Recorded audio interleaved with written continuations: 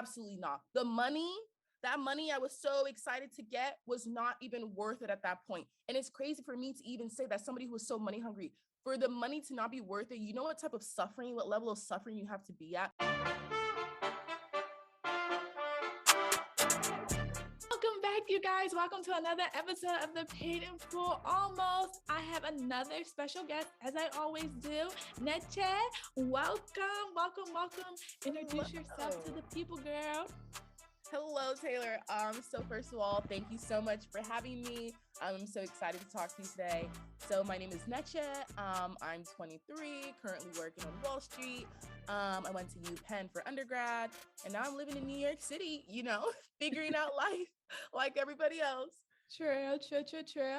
So Naeche actually wants to be a lawyer, you guys. And shout out to all my people that are studying for the LSAT and on this lawyer career pathway. Could not be me.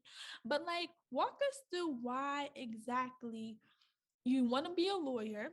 First of all, why? And Right. and then walk us through how exactly, because being a lawyer and being on Wall Street, I don't see how they'll connect. So walk us through that. Yeah, so let's get into it because it's quite an interesting little path. So first of all, I'm Nigerian, if you couldn't tell by my name. My full name actually is Chinechelum, which actually means God looks out for me, God worries for me, and I feel like he'd be worried a lot because there's always a lot going on. You're stressing that out. But so growing up like Nigerian, for all the Africans out there, you already know the parents give you three options. You could be a doctor, you could be a lawyer, or an engineer. And growing up, I was like, actually, no. I was a kid in the family who was like, no, that's not going to happen. Like, you can't tell me what to do, like, whatever the case may be. So I told my mom, I promise you, when I was in like 7th or 8th grade, I told my mom, I think I want to be a psychologist because I really like, I feel like that's a cool career path. I really like to think about things like that. My mom was quiet. And the next day I'm waking up. I wake up at 6 a.m. for school. My mom comes, I'm in the shower. She comes into the bathroom. I said, hello, yes. She's like, this was weight on my chest and I had to say it.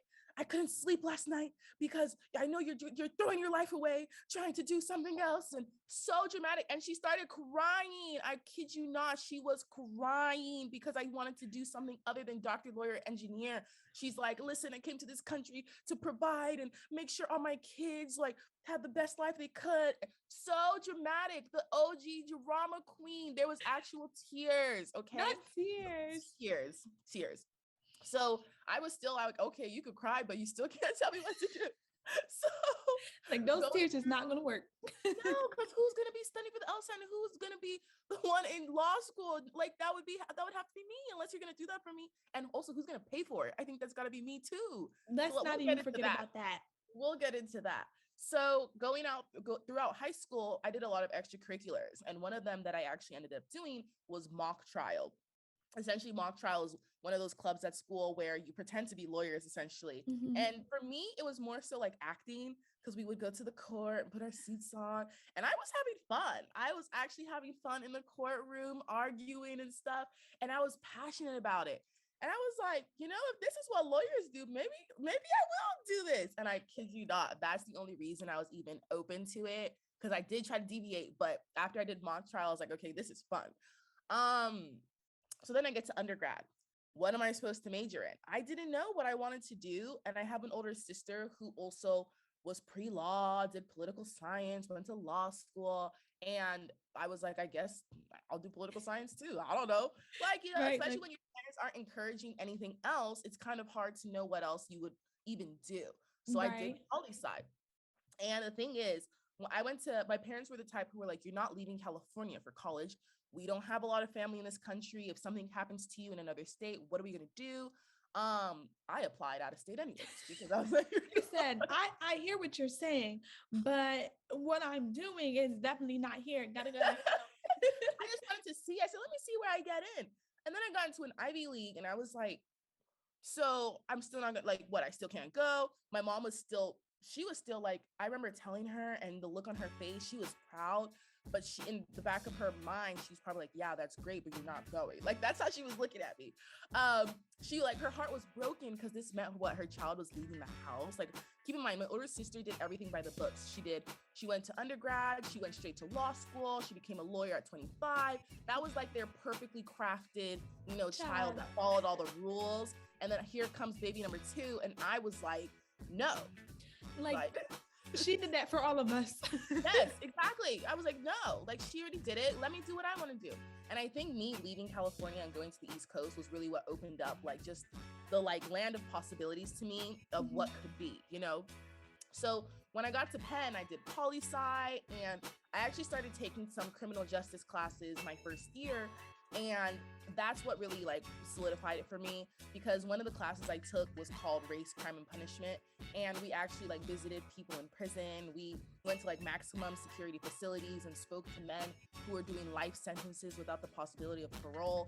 And just seeing, like, once you learn about the criminal justice system, like, yes, a lot of people talk about it now, but back in 2016, I didn't see a lot about it. Like, yes, you hear about it, but in like studying it very closely and like seeing that and going to the jails yourself and the prisons and hearing people's stories, it's heartbreaking. It's so heartbreaking. And it's kind of the thing where after you take a class like that, like I was sitting like knee to knee, like in a circle with like people doing life sentences with that had been in prison since they were 16, and they're like 65 years old, and they had never been outside those walls in how many years. And they're telling me how they got there. And some of it, the system is just so messed up that like, it's just something that I was like, I left that room, like everyone was like crying, like tears in eyes, like just so passionate. Like, no matter what I do in life, like I will do something to help people like this, because there's no way that I can be exposed to all of this and just forget about it. So at that point, I said, I have to go to law school. I have to go to law school. Mom, you have got your wish. No, literally, Mom, you win. You win. You guys win. I know. So how did we go from this criminal justice girl to working on Wall Street? I know. Right. It's giving How sellout. But before you get to that, let's talk about, because it's always this debate between Ivy League, community college, regular college. So like being at an Ivy League, what would you say is something that people don't really tell you about being at Ivy League? Like, because I'm like, what? I didn't know this happened here. Yes. Okay. So keep in mind, I had actually never known anyone personally that went to any of these schools. Like where I lived in California in my high school, nobody was applying to schools like that. I was just like, I had a lot of time on my hands. So I applied to like 27 colleges, honestly. And I was like, let's see where the best place I get in is. That was me. I was like, this is a statistics game. So let's play. And it's like, I got lucky. I really do think a lot of it is luck, because it really is arbitrary. Yes, I had good grades. Yes, I did a lot of extracurriculars, but there's a whole lot of people who also had probably same stats or better with good stories who didn't get into those schools. So I was like, this is a very unique opportunity. And I went. When I got to Penn, I think that me going to Penn, I honestly learned much more socially, I think, about like life and how life works than I did like in the classroom, because there's a whole new world in the Ivy League and in just those like the community, like the type of people that go to those schools. Like you'll be in class with someone and you know they're talking about spark notes and they're like, oh, my dad created spark notes. Oh, and you'll see someone with the last name, like for example, like Johnson, like like Johnson, like Johnson and Johnson. Yeah, that's my family. That's the type of people you're sitting in classrooms with. That's just a very different reality. And I'm like, and we all go to the same school? That's crazy. That's very crazy. Right. But what also going to school with people like that, like these generational wealth holders, like connections. Oh yeah. Connections, networking, and the name of an Ivy League. It's actually very crazy, because I know so many smart people that never even apply to schools like this that are so much smarter than so many of these people I went to school with. That's just the truth. That's really just the truth, because a lot of these people, they also have this thing called legacies at Ivy Leagues, where people whose family members went to the school, what you're thrown into And the way they operate and the way like they navigate life is very freaking different than the rest of us. Like, all of us are told, work hard, you have success. Okay, that's not the case for everyone, because these people not even working hard. Well, some of them not even working hard, and their outcomes are very different than other people. So that was always something that shocked me. And the amount of connections, the amount of doors that just open when you go to a school like that is actually outrageous. Because yes, I'm very, very grateful that I went to the school and that I learned a lot of this, but there's just so much that's just shocking, like that blew my mind, because I'm like, if people just knew, if only people knew. Like, everyone thinks that you're playing a fair game, but people that go to these schools, they'll pull resumes, because I've been on the other side of it, right? When I see them pulling resumes, at my job, for example, I'll see them, like, they're looking through resumes, and no, they're not like gonna, I'll just say that when they're looking at resumes, the name of the school they went to, I promise you, is the first thing they look at. They look at your name. Okay, what school did they go to? What school did they go to? It's very elite. It's like elitism. Like, they will literally, so it's like the pipeline, right? Because you go to a school like that, you do what you need to do. You apply for these jobs, like on Wall Street, or like at these big tech companies, or like all of these different places, or consulting. To even get a job like that, somebody might go to like a state school or something. I went to an Ivy League. Just looking at the resumes, despite what she did at that school, they're like, what school did you go to? You could have the same GPA, you could have the same extracurriculars. Oh, you went to Penn. Oh, you went to a state school. And they will literally pull the person who went to an Ivy League, because that's just they love elitism. And it's crazy to watch that happen, because when you're on the other side, you're like, what? Those spaces, like, seeing how, like, people always say networking matters. Networking at those places, you can just be buddies with the right person, and boom. Boom, And there that's something that's the most shocking thing to me. My brain was like, boom. My parents never taught me that growing up. Who you know? No, they came to this country, they didn't know anyone. It was education, education, education. Work hard, find success. Other people are playing a very different game. Very different game. I would say I went to like a regular college. It's actually a private college, but it's in a very like rural area, not really nothing popping. So I'm saying, like, you would see people here and there have nice cars. I'm like, oh, I wonder what your parents do. Like, Right. because that's how you really know if somebody popping, because if the car nice, then somebody making money. So like, you would have to find yourself, like, you really have to find those groups, really. I couldn't say I necessarily found those groups, because like I'm learning now, like, okay, No. they definitely operate at a different level. But if Yeah. I could And a go lot of them also back, stick together. A lot of them also stick together. right, that's what I'm saying. So if I could go back, I would really try to get in those rooms, like find clubs that they would go to and really just network. But I would say going to a regular college, I mean, yeah, I feel like it's really all about, if your school isn't top tier, it's really all about connections. Honestly, like going to clubs, meeting different people, getting cool with such and such because they know such and such and they know the president, like really just getting good with people that you could also leverage, I would say. Exactly. Because I've always wondered, I'm like, child, are they just paying for the name, or is it really some good quality like experience? But it's cool that you went to an actual prison, because I can't recall any of the classes that I've been to ever going anywhere related to nothing.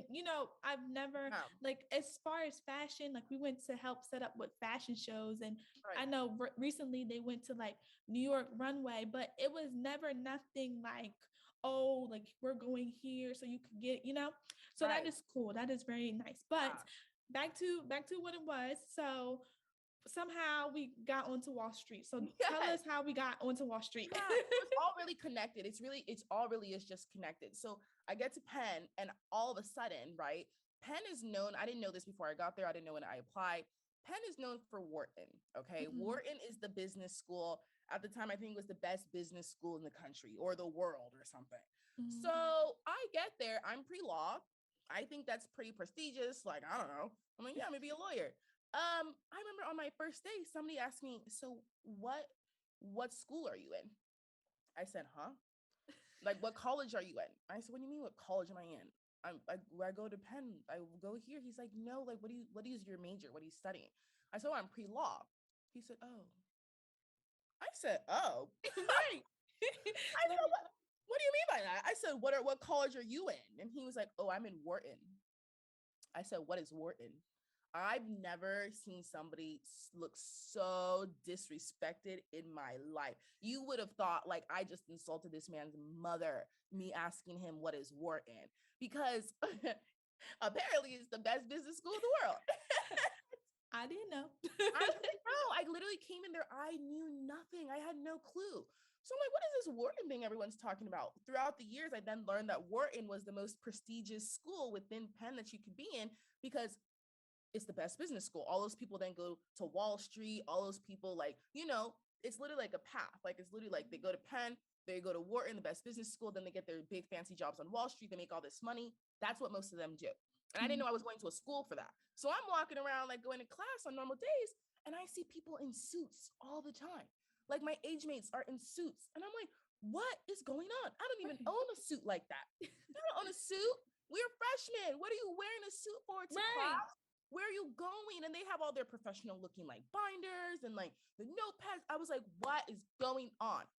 And the one thing about me is I've always been curious. I've always been curious. And if everybody around me is doing something and is like, I need to know what they're doing and how can I do it too? Because if I'm here, I might as well be doing it too. Like, what are you doing? And what can I do? At the end of freshman year, I was like, all right, everyone's like, are you staying in Philly this summer? And I was like, why would I stay in Philly? I hate it here. There's winter. I don't like the cold. Like, it's humid. And like, no, I'm going home. I was rushing to go back to California for the summertime. And then everyone's like, oh, you don't have an internship here? I said, an internship here? What? Bro, everybody had gotten an internship, some big fancy internship. And I didn't even have an internship. It was like March. Like school doesn't get out till like, June, like May, June. And it was like March, like February, March of freshman year. And they're like, oh, like we got internships. Like all these people have these big fancy internships and they all plan to stay either in New York or Philly and work for the summer. I had nothing lined up. I'm like, oh my God. So this is what I'm saying. It's about your environment because I didn't know all this is going on. But the thing is, no one is telling you when they're applying to it. All these people had applied months before that, landed their fancy internships, and like, oh, are you staying here over the summer too? Are you going to New York? Right. This is like a whole new ball game. I call my mom. I said, Mom, everybody has an internship over here. I think I needed an internship. I didn't apply for one. I don't know what to do. She's like, Naeche, it's okay. Just come home. Of course, she wants me to come home. Just come home for the summer. You'll find something here. So I'll learn using my new skills that of networking and stuff. I'm like, let me just go home. So then I remember I did mock trial in high school. My mock trial coach was a lawyer, right? So I'm like, if I could just do paperwork for her or something over the summer, that'll be good enough. That'll be an internship and I could have something on my resume like everybody else. So I'm using networking, right? I'm like, hey, like, it's only been like a few years, like a year or so since I had spoken to her. So she's like, hey, Naeche, oh my gosh. And she's like, oh my, like, I honestly don't really have much. However, I have a friend who runs a program with the public defender's office and maybe I'll email him. He literally was doing a program for people in law school already, but he took me too. He's like, sure, you can come too. So I did a law student program as a freshman in college because of just connections. Boom, on my resume. So that's really how I started to learn, like, okay, I need to like work for internships. After freshman year, sophomore year, I kept all the legal things though were not paid internships, right? All my friends, all these people are getting paid money at their internships. Apparently people that did Wall Street internships were making like each of their paychecks be like $4,000. You're getting paid like almost $4,000 every few weeks. They make like $20,000 over the summer. Or like, I need to. This is what I need. Let me go find right now. So I'm like, all those people that were wearing all those suits on campus, they were going to interviews. They were doing on-campus recruiting to work at these big companies for internships and all that stuff at these big banks, at all these places, all these big companies. And I'm learning this every year. I learn something new. I'm like, huh. So I'm like, y'all, okay, all right. So I had done all my free labor at all these legal internships. And I was like, I want to get paid too. And I was like, you know what? Like, I'm very pre-law. Like, I know I'm going to go to law school, but like, I might as well do an internship in something else, like for one summer. Like, let me see if I can get one of these big fancy internships and make some money. The thing is, it's not really like you can ask anybody for help, right? Because if I'm pre-law and I'm trying to do something in business, people feel funny about that because they feel like, you know how people are like, they're taking our jobs, like immigrants are taking our jobs. That's the Right. same way the Wharton kids be. They'd be like, you're not even in Wharton, you taking our jobs, you taking internships. That's literally how they act, I swear. So I Sick. was like, okay, I need to just teach myself some finance. I need to teach myself some finance and I need to like, I'm trying to get an internship. So I learned about something called public finance. And it's basically, it's still investment banking. It's on like a job on Wall Street. However, they do financing for like affordable housing, for healthcare systems, like they build roads for like cities and stuff. So the banks give the money to the cities for that. And then the city will tax the residents and they make the money. So it's still like a Wall Street job. It's still investment banking. They still get paid a lot.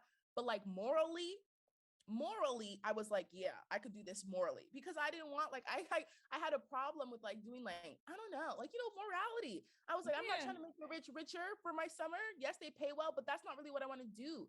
I'm not trying to do investment management or whatever the case may be. Right. If I'm going to do a job on Wall Street, this one small role where they do public financing of like affordable housing and stuff, yes, I'm not going to be on the ground and stuff like at the unit where they're building, but like if that's what the numbers I'm doing, if that's what the project is leading to, I feel good about that.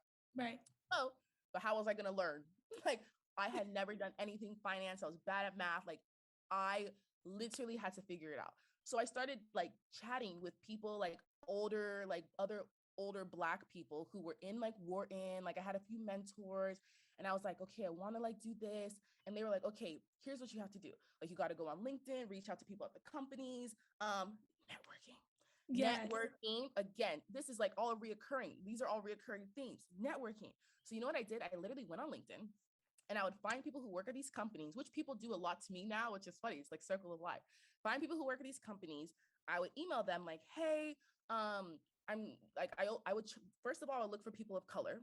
And then I would look for people who maybe went to Penn. That was the best duo because the people would be like, oh, this young girl also went to Penn. She's also Black. Like they feel That's good. they feel more of an obligation to help you because they feel Right. connected to you. So that's who I started with.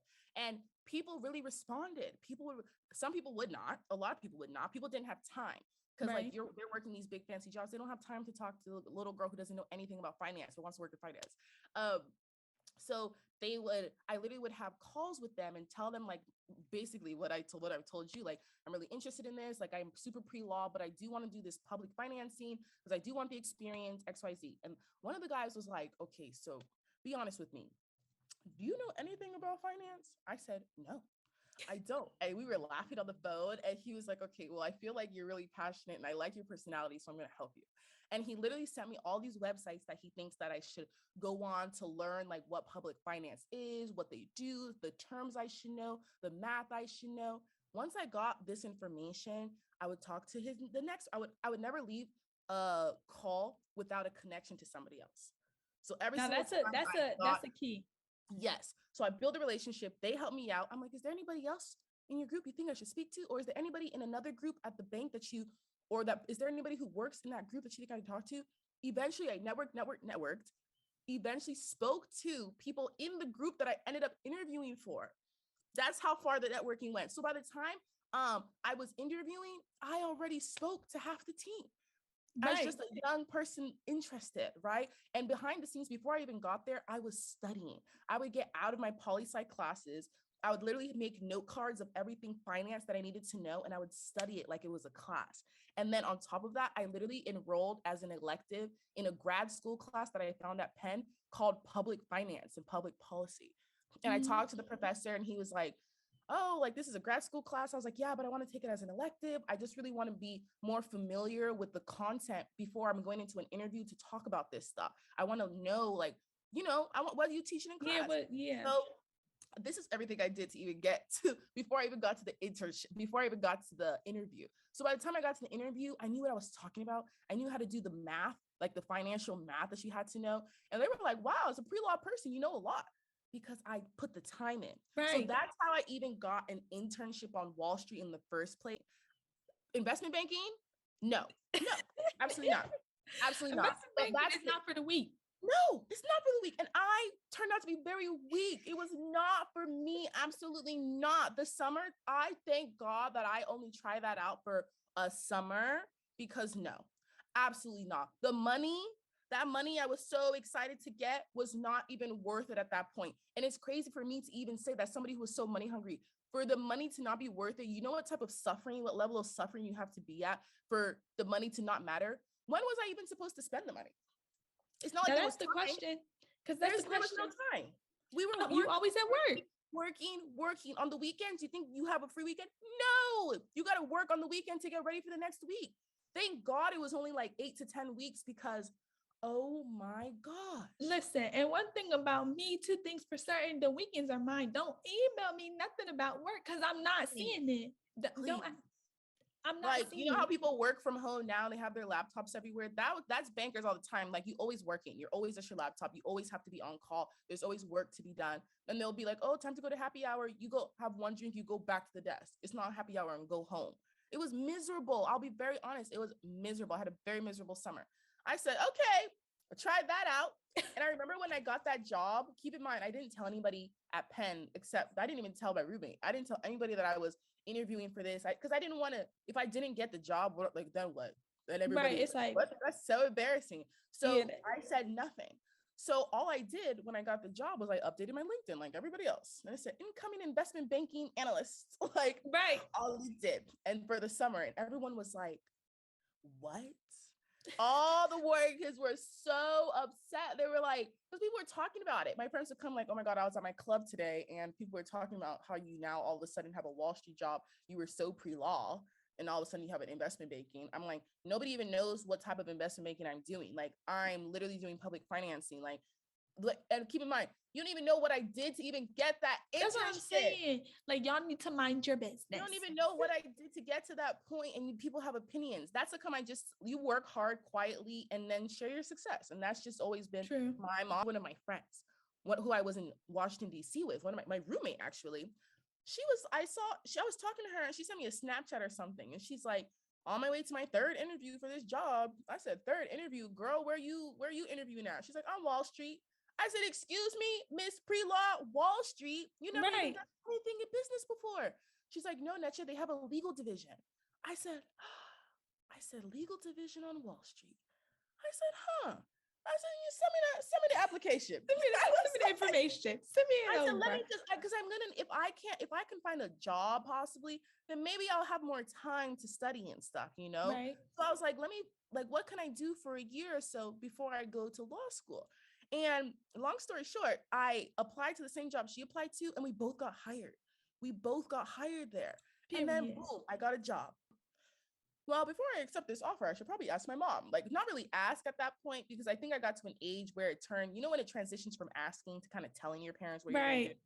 But you got to frame it like you asking. Yeah, that's what, yeah. And I remember I literally, I was on a walk, and I called my mom, and I was like, Mom, I have some exciting news. Like, I remember telling her, that woman was so stressed. It went from a job. She was like, a job? What do you mean you got a job? You're supposed to go to law school. Here you go. You're going to throw your life away. Your problem is you love money. And if you're going to be chasing money, and I feel like you're never going to go to school. And my mom actually has a unique story that I'll plug. Like, if you look up like Evelyn Uba, Evelyn UBA, and like search Good Morning America, she actually went back to school after she had all of us. She went back to law school. Her law has always been her dream. So I know it's rooted in her pushing us, is rooted in like all of her life, like all her life experiences, everything she went through. She is now trying to make sure we don't go through the same mistakes. Because she went back to law school after she had all of us and graduated and passed the bar exam in California to get her law license after 10 years. So she was working for that 10 years, working full time, going to work, studying for the bar. The bar in California is the hardest in the country.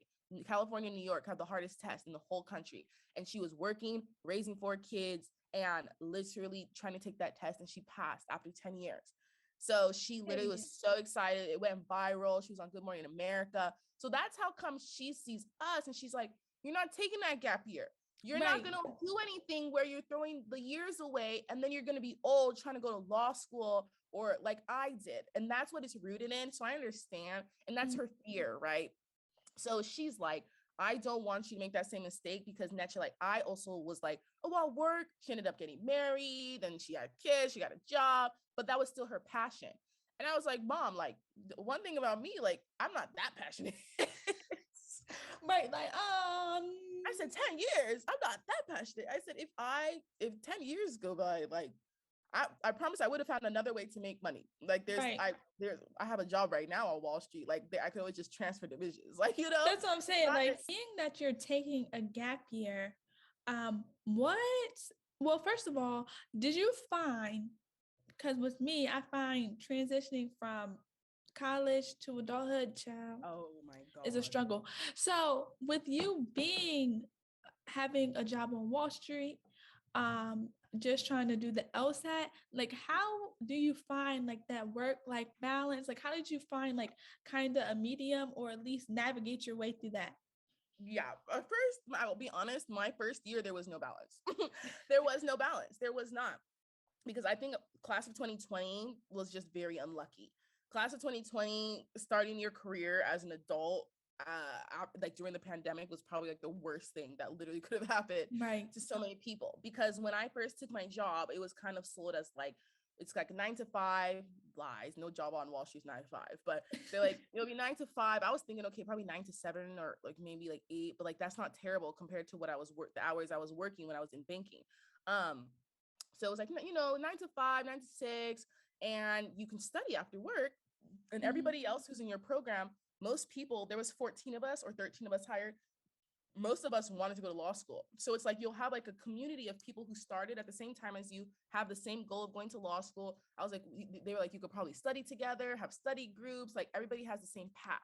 And I was like, oh, this sounds great. This is the They was perfect. really pushing it, They were selling it. And I was selling it. sold. I was believing it too. I was eating right up. I will say there was a lot of truth in it. However, with the pandemic and working from home and everybody, I think during the pandemic, a lot of people working these intense jobs, that there was no more fun, right? Because a lot of it is like work hard, play hard. So it's like you work, work, work, work, work. In banking, you close a deal. After you close a deal, it's like people go to drinks, people like have these celebrations. There's Christmas parties, there's office parties, there's all these things that happen, right? You hang out with all your coworkers, you laugh. So it's like you're working an intense job, but it's paired with that, right? You still have Yeah. a little bit of the fun. When the pandemic hit and everybody was working from home doing these difficult jobs, the fun was gone. The fun was literally swept away. So it's not like it was like, at least we have a good time. It was just hard work, hard work, hard work, hard work, hard work, hard work continuously. And a lot of people were like, a lot of senior people actually were like, this is not the life for me. And a lot of people quit. So they called the Great Resignation. Yes, my like people on Wall Street were hit very hard with it because imagine you see the tech girlies having a good old time, having a good old time Child. working from home, all the perks, like life seems good over there. I'm sure they also work hard, yes, but it's definitely not like investment banking. It's definitely not Right. like working at a bank. It's very different, right? So you and all of a sudden you're seeing people whose lives look like a little easier. You're like, hold on, because why am I suffering like this when other people are not? So a lot of people were quitting because a lot of people started seeing like this is not the reality I want. Life could be better, life could be easier. I can make money somewhere else. And so many Right. people quit. So that left the rest of us who stayed with so much work. It was so difficult. There was because who was going to do the work? It's not they True. couldn't hire fast enough, and nobody's. Well, yes, people were applying, but like the top candidates are not coming here. They're going elsewhere. They're going to tech. Like they're going to do like better like work-life balance jobs. Right. So it became very, very difficult for me. Like my team, like my manager quit, and like another lady who was there on my team for 30 years, like left as well. She retired. It was hard. And they didn't expect any of that when we were coming in, right? So it was all of a sudden so much work. Sometimes I'll be on like until like 11:30 p.m. And I was like, bro, I work in legal. Like at least when I was on late in banking, like I was getting paid for it. In legal, I was not getting paid like what I was getting paid in banking. So I'm like, hold on, because if I'm working these hours, like why? Like I'm not even Some getting need to paid enough change. for this. I'm not getting paid enough for this. So it got to the point where work took up so much time and work became so difficult that I was like, Mom, like she was watching me struggle and she's like, she didn't want to be like, I told you so, but like she was like, I know this is not what you signed up for. And it was so hard. I didn't have time to study for my LSAT. When am I studying for my LSAT? I get off work at 11 p.m. and I'm going to open books to study. No Right. way. No There's way. no way. So I was like, I don't know what I'm going to do. The contract is 2 years. A lot of people who were in my like cohort who did go end up applying to law school for this cycle, they had taken their LSAT in undergrad. They took it in undergrad, or they took it right when we started the job. Like those first few months of, you know, you don't have too much assignments yet, you don't have Right. It's real responsibility. light. If I could go back, I would have taken that test in undergrad. My quarantine, what were we doing in quarantine? I was sitting at home Nothing. making TikToks, doing the renegade, like people were making bread. Renegade. Oh my God, if I could go back when I had nothing to do, but it's like we had no clue. So But do you go ahead. so do you think like so are you realizing that maybe Wall Street is not for you? Oh, well, no, it's not. It never was. It never was. So like where do you plan on like, you know, do you plan on staying like in New York or like going back to Cali or My mom would love it if I went back to California, but I feel like I need to stay in New York. First of all, I have a lease. I have an apartment here. This is true. I have an apartment, and This is true. I have roommates too, and they all plan to live here. So if I leave, like, what am I like? Who's about to take my spot in the apartment, right? And also, I don't think I would want to go back to California right now. I ultimately plan to go back to California, but like when I'm established as a lawyer and I want to drive my nice car and I have a place to park it, first of all, okay? Right. We're not there yet because I feel like New York definitely develops your character. There's a lot to learn here. And I feel like me coming to the East Coast from California, I've learned so much. Like I said, socially and like being on the East Coast, being in New York is a whole different world than California, you know? So I will go back eventually, but like Wall Street is hard, right? But I'm very grateful that I have had the experience. I'm very grateful for the people I've met here, for the tough lessons I've learned. Because although work was hard for the past year, I learned what it's like to lose a manager. I've learned what it's like to then have to take on the role of someone's more senior than you that you didn't anticipate. You know, Right. I've learned how to work under like pressure and work these late hours, but like and still get the job done. You know, so I'm like those are life lessons that I think I probably would have learned at a job eventually somewhere, you know, but I've learned them now and now I know how to handle them. So moving forward, I can probably I now have the experience. So I'm always grateful for that. Do I see myself working on a place like Wall Street like forever? No. After I go to law school, would I be a Wall Street lawyer? Only if it's for some cool team who's doing something Right. fun and sexy, you know, not just contracts. I don't want to do that type of work. And keep in mind, like I like keep going back to freshman year me who wants to help these people who are like wrongfully incarcerated or incarcerated but get these crazy sentences. I still want to help those communities. So I do want to be like yes, I need to start corporate because I need the money. Like I do need to start as a corporate lawyer, make the money, but like my goal is ultimately to help those communities. Like I want to do pro bono work for free. Like those people like do not like they should not be paying anything. Right. Like I do want to help Black people, like Black Americans, like African Americans get out of the system and like or if people are being like incarcerated, it shouldn't be for these crazy sentences that Black people get disproportionately. And that's ultimately what I want to do. So I still need to go to law school. Like so everyone's like, why are you going to law school anyways? And I'm like, because I have a goal and I'm like, if imagine I'm just like whatever. Like, please, when I was sitting in that prison talking to those men, I'll never forget that. Like that lives so deeply like ingrained into my brain. Like those are the communities I want to help so badly. And I do need to have a law degree to do it. Everyone's like, do you really want to be a lawyer?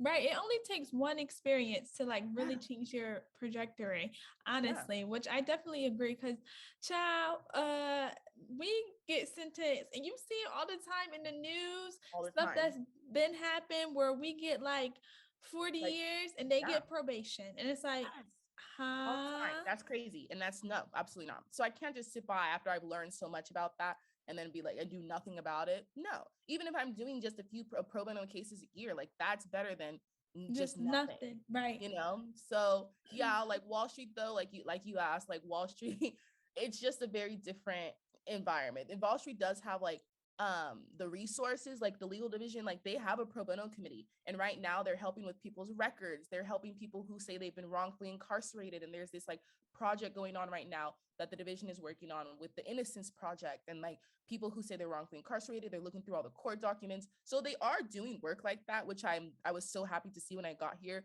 because I was like, a place like Wall Street, do they care about these communities? And they do. And they have like, if I want to like host an event or like, I'm like, I want to work with this organization, they're very open to it. They're very, very open to it. So I have like a say. I can, I do have the ability to be like, I want to do this project with this criminal justice group. And they're like, okay. And they'll throw money at it. They have the money for it. So True. these places, like you can do like what you're passionate about. And I was very grateful for that when I got here as well. So yeah, that's very useful, because I did not know that they did work like that. So so now that you got all this going on, take us through why are you trying to be an influencer? Because we also have to talk about TikTok. Like what? Like you're doing all this busy body, but then also like boom, TikTok. Like, huh? Okay, that's crazy because okay, that TikTok. I mean, you know how people start off their videos after they blow up, and they're like, "Oh, I didn't expect anybody to see that video." I hate when people say that. But when I was in undergrad, I did have a YouTube channel with my college roommate, and we did like college advice on how to go to how to go to an Ivy League. Because when I got there, I was like, "There's no reason people." Like should not there's so many people that I grew up with that could have been in an institution like this that just didn't know. So I was like, I'm going to talk about everything that there is to know on it. It was the channel was called Naeche, and we literally talked about where the best ways to study, how to like what your application should say, like all of those videos, like college tour, like all of those things. So we were doing that like 2017 we started. 2017 we were doing YouTube. And it became a sensation, like an Ivy League sensation. Like it got to the point where people were writing in their college essays, like, I watched Tolu Neche's videos on YouTube and they really inspired me to go to this school, this and that. And the admissions office at Penn contacted us. And they were like, a lot of people talk about you guys as to like why they want to come to Penn and like all this stuff. And I was like, that's crazy. So like, that's when it honestly, like me being on the internet kind of started. And I was like, that's crazy, but it was YouTube. But then like everything else, I was busy and we stopped because it takes a lot of work to record those videos, to edit those videos, to post those videos. And you're supposed to post weekly? No way. So I just got tired and I was like, there's too much going on in life with school, with internships to keep making those videos. So we eventually stopped. And then, I mean, that was it. I was like, okay, social media, that's it. Like, but I always loved social media. And then TikTok comes around. And I have a little sister, she's 18 and she would be on TikTok all the time. And I was like, oh my God, like when I would go on TikTok, she's like, you're so old, bro. You don't know what to do on this app. Like she always make fun of me. And I was like, I'm not old, like, but I guess like from her generation, like from the 18-year-olds to now, like the 5-year gap between me and her, like 23 versus 18. There's like I don't know, there was a disconnect in the early on. Definitely. Like they were doing the transitions and stuff, and I couldn't do any of that. Like I didn't know how to do no transitions. Right. I'm like, wait, do it again. Hold up. So she's like, you're so old. She's like, I never thought I'd see you be old, like in something like this. So when I was just posting videos, you know, it's funny because I started off just doing restaurant reviews and my travel videos because I traveled a lot. So I would just be like, oh, like the house I rented in Costa Rica, what I did in Costa Rica every day. Because I just liked, not even for other people, but to document everything, to have it all in one place. I loved having that because then I had all my travels in one place and like all the restaurants I try. And then I remember like my first video that went like that blew up was like I did a restaurant review of a beach restaurant in Miami. And a lot of people from Miami were like, I've never even been to this restaurant. I live here. I'm like, oh, that's crazy. So after that, like I would keep doing restaurant reviews in any place I visited. And then I would do my travel videos. I was like, let me record. I got to do my nails. I got to do my eyebrows. I got to go buy clothes. Oh my gosh, I tried on all my clothes that I used to have for my internships. Nothing fit. Can we talk about how much weight everyone gained over quarantine? None of my clothes fit. I said, so then I had to shop. So I recorded all of it. I posted it. And then when we went back to the office, they had all this free food. They had food trucks. It was like a carnival because they wanted us to feel like happy about being back there. So I recorded that too. I was at work. I remember I posted the video. I went to sleep. I woke up. One of the videos had like 1 million views. I said, whoa. I said, oh my gosh. And people are like, more. We want more. What else do you do? Tell us more. And people had so many questions. And I was like, oh my gosh, people have so many questions. Like I should answer some of these. And then boom, TikTok career. It's like, it was, at first it was fun, I will say, because this is what always happens. Something is fun when you do it. and then it turns into a job. And it turns into a job. And I hate when it turns into a job because I'm like, this is a lot of work. Editing those TikToks takes forever. It really does. I had the intention of, yes, I'm going to be a content creator. But once I saw the opportunity there, I said, okay, I'm going to work anyways. I'm doing these things anyways. Right. I might as well record it. A lot of people, and I love to help people. Like I love, if there's one thing about me, when I find access to information, I got to share it. That's how come I was doing those YouTube videos in undergrad, because I got to this school and I learned so much. I needed to tell other people as well. This is how I got here. Here's what my stat, like, you know, all of those things, because I want other people that look like me to be able to do the same things. It's attainable. And I want people to know it's attainable. So one thing that I think is helpful is visibility. And when people see somebody who looks like them doing something like that, they know they can do it too. But it's very interesting how all of your pathways in a way weren't intentional. They just kind of happen. Yes. And like, you're like, okay, I like this, I don't like this. So it's very important, I would say. What I'm taking from this is to just explore and experience things, like connect, reach out. You just really never know what could happen. You never know. You literally never know. And that's why I'm very grateful that I did leave California. And that's why I always go back to that, because I feel like if I never left California, I never would have known what Wharton was. I never would have got the job on Wall Street. I never would have been doing the internships that all these other kids were wearing suits to go and find during class and stuff. Just so being exposed, because you keep in mind, you cannot do something you don't know. How can you pursue something you've never been exposed to, you've never seen, you don't know? So and then after you're exposed to it, and once you know it's reality, it's your job then, like, it's in your hands to pursue it. It's in your hands to figure it out. And that's why I'm very grateful for a lot of the opportunities that I've been given. I'm very grateful for a lot of the rooms I've been thrown into. I always think back, I'm so happy I went to Penn, because if I did not go to that school, I was going to go to UCLA. So if I went to UCLA, like, UCLA is still a good school, but it's a very big school. Like, it's like, it's public school. There's just not a lot of the things that I would have gotten at Penn, like all these crazy kids I'm meeting with, the people with 20 family vacation houses and stuff like that. There's probably some of that at UCLA, but I would have been comfortable. My parents were an hour away from the school. My older sister would have been like 20 minutes from me. Like, it would have been way too comfortable. And I think getting comfortable with being uncomfortable gets you a lot of places, and you find a lot of new experiences. And I think it ultimately just leads to success, because you, like I said before, you cannot pursue something you were never exposed to. So once I've been exposed to all of these different things, I'm like, this is interesting. Well, I don't like this. I'm not going to do it. Or how about I do this? And like, I think breaking away from my parents, like little guide that they had, like their perfect little, like, you know, pathway for me has been very useful to me. And yes, they get upset in the beginning, but I'm like, what are they gonna do? Right. Like, what are you really gonna do? As long as I figure it out, like, yes, that's what I'm saying, because I'm exploring things, but I think it's still like I have a safety net, right? Because I can still always go to law school. I'm very grateful. Like, worst comes to worst, I have to move home. That's an option. Some people don't have that, but I can move home, not work, and study for the LSAT, and just live with my parents, and then go to law school. That's an option. I don't want to do that. But I know at the end of the day, if anything really happens and I lose everything on the East Coast, I can still do that and go to school and get a job and stuff like that. So, yeah.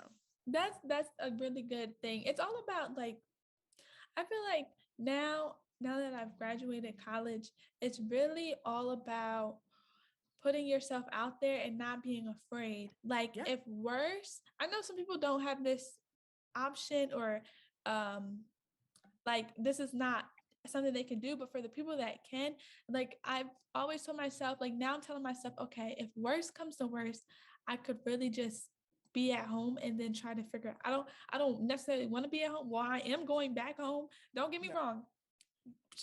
Adulting, I haven't figured that out yet. So I am going back home. Don't get me wrong. I'll be right there. But like, worst things to worst, like, if I don't find anything, if I don't have anything, you know, I could always get another job. And if I don't get another job, I could always be at home trying to figure something out. So what would be your number one tip to give somebody that wants to go into content creating? And then what would be your number one tip for someone that wants to go into like law school? Yeah. okay, content creation, like we said, it's very obvious. It seems obvious, but like you really have to want it. Like you really just have to have the discipline. It's about discipline. It's not about, because anything could be aesthetic. Like anything, everybody has such a unique life that anybody could probably go on the internet and just talk about their life, talk about their day. And there's somebody out there who's going to be interested in it. Like Right. there's always I think that's why I really like TikTok, because there's an audience for everything. There is an audience for everything. Like you can have the most like generic life, or you can have the most specific life, and people will be there watching it. You'll open the app, you see people who have accounts for their dogs, people have accounts for their babies, people have accounts for their plants, anything, Right. anything. And I'm like, I feel like everybody lives an interesting life in their own way. Just post it. But you have to have the discipline. It's about discipline, because even for me, I'm like, if I'm like if you set a schedule, I've seen a lot of people talk about setting schedules. I'm bad at that. I know I should be better at it, but setting a schedule of I'm going to film this day, I'm going to edit on this day, and I need to post by this day, because then it's like you have structure, right? I wake up today and I'm like, it's Saturday.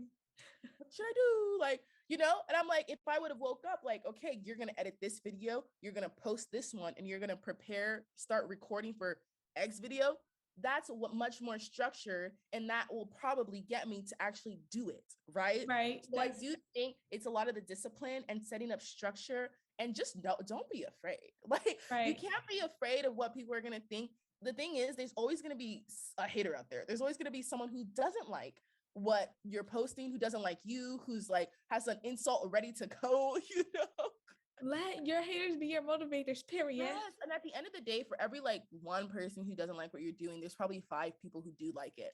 So True. like that's just what it's going to be at the end of the day. So I think that's the biggest tip. Like just be out there, don't be afraid, but it's really about consistency, and it's really about discipline. If you don't have those 2 things, like nobody else is going to want it for you. Right. And nobody else is going to do it for you. So it just has to come from you. Like a lot of people can give you advice like, do this, like you gotta, post this type of video, post that type of video. But like, if you don't want that for yourself, like nobody's gonna put it in your brain. Like nobody's gonna have the discipline for you. So it really comes down to like the passion within yourself. And then for law school, oh boy, if my biggest advice is take your freaking LSAT before you start a full-time job. Take your LSAT before you start a job, because I posted a video. It was like, I wish I had a time machine, like, and I wish I could go back and take my LSAT that senior year of college, when I could have graduated early because I finished all my poli-sci. My second semester was a silly semester. It was just all the electives I took classes on how to be happy, the psychology of happiness. I went back to the little 7th grade me who wanted to be a psychologist. I took psychology classes for fun, dude, about happiness. And I also could have been studying. Like I could have been studying. And like I would get out of class, I'd be like, woohoo, day's over.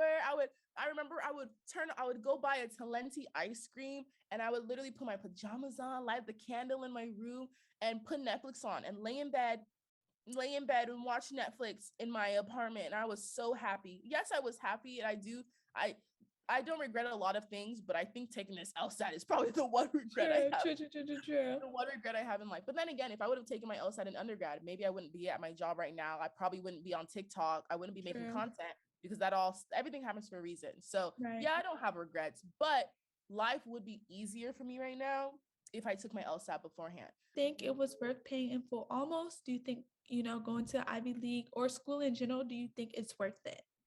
100%. 100%, because all of the experiences I shared with you, and like my path, everything that I figured out, none of it would have happened if I didn't go to Penn. None of it would have happened if I didn't kind of go against my parents' wishes in the first place to applying to Penn.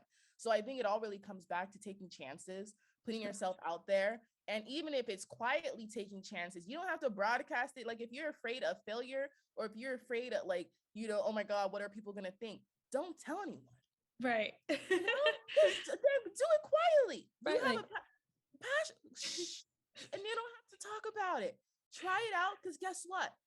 There's a chance, yes, you might fail, or you might not make it in whatever you're passionate about, or whatever you're trying to pursue. But like, what if you do? Right. Like, what if you do? And a lot of people let the fear of like the what if, of the negative, like cloud their brain, when you can really just think of like, what if I do make it? Right. And that's what I think should push people instead. So it was paid in full. I definitely think it was paid in full, going to Penn, going against my parents' wishes, flying across the country, living on the East Coast by myself with no family over here. I do have one cousin who lives here, but other than that, like with no family on the East Coast, I really had to just figure things out like alone. And I do think because of I left my family to go to school and I did a lot of things by myself, I started to get comfortable, like I said, with being uncomfortable and being in new situations and just figuring things out without people who've done it before. It's difficult to do a lot of things when you don't have people who've come before you who've done it. But you could be the first one. I look back and sometimes I get frustrated because I'm like, oh, if only I knew earlier, if only I knew this earlier. But like, at least I know now, you know? So, and then I can help my siblings. I can help like anyone else who's listening. I can help anybody else who also has advice, who needs advice, who is looking for guidance, who wants to do what I'm doing. I learned the hard way, but other people don't have to. You don't got other to. People don't have to. You don't got to learn the hard way. So, yeah. That is such good advice. That is definitely good advice to have and to say. You know, I mean, me and you, our opinions differ because I don't think college was worth it. And everybody that watched, I don't really think it was worth it. But I feel like it's all about your experience and like what you go for and what you really got out of it. I don't feel like I got a lot out of my college education. But we're not going to talk about it. Okay. Ciao. Ask me what I know. But listen, I know probably in the grand scheme of things you don't think so, but you also learn what you don't like, I'm sure. You learn a lot of things that you would not do again, probably places you don't want to work. You said you worked on fashion shows and stuff. Like, you probably learn people you wouldn't want to work with again, things like that. I do think that in everything we do, there is an experience out of it. And maybe for you, like if you have a kid who wants to do the same thing, you're like, listen, there's another way to do this. Right. You don't have to do it. I mean, you don't have to go down this specific path that you might think you need to go down to achieve your goals. And I do think there's a lesson in that too. So yeah, I think we all should take it in stride. But thank you for coming on. Thank you for being part of this episode. I will definitely link all your information down below. Guys, make sure you go follow her on TikTok. Check her out. I will list everything below. Thank you, guys. Thanks for coming on. And then we will catch you on the next one. Bye. Bye.